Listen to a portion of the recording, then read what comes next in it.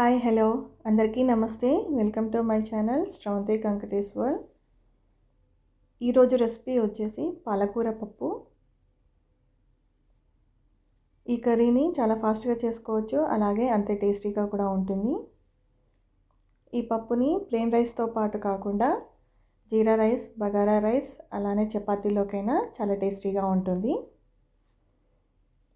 మీరు నా ఛానల్ కనుక ఫస్ట్ టైం చూస్తే లైక్ చేయండి, షేర్ చేయండి, సబ్స్క్రైబ్ చేసుకోండి. ఇప్పుడు ఈ పప్పుని ఎలా తయారు చేసుకోవాలో చూపిస్తాను.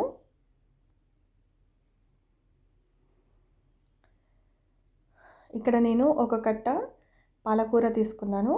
మంచిగా ఒక 4 సార్లు కడిగి పక్కకు పెట్టుకోవాలి. కాస్త ఆరిన తర్వాత సన్నగా కట్ చేసుకొని పక్కకు పెట్టుకోవాలి.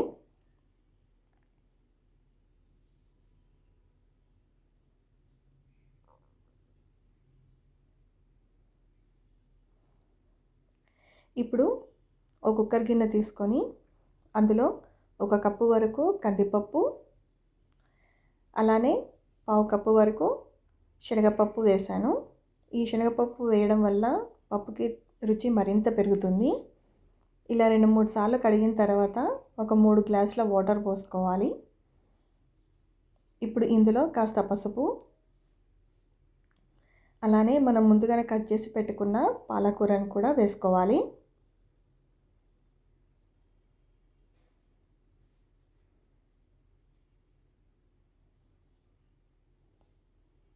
ఇప్పుడు ఇందులోనే ఒక 2 టమాటోస్ని సన్నగా కట్ చేసుకొని వేసుకోవాలి.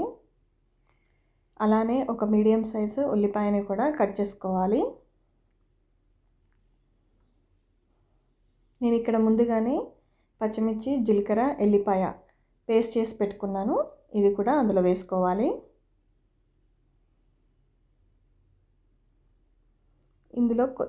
అలానే ఇందులో కాస్త చింతపండు కూడా వేసుకొని ఒక 4-5 విజిల్స్ వరకు పెట్టుకోవాలి.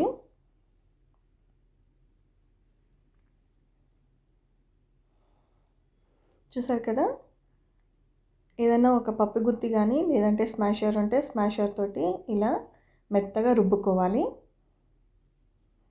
ఇందులో మీకు తగినంత సాల్ట్ కూడా వేసుకొని రుబ్బుకొని పక్కకు పెట్టుకోవాలి. ఇప్పుడు ఇందులోకి పోపు రెడీ చేసుకుందాము.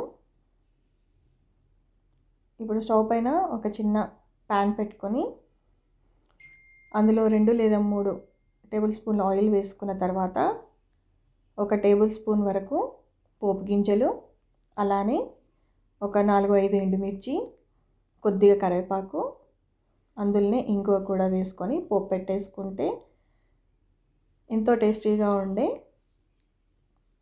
పాలకూర పప్పు రెడీ అయింది.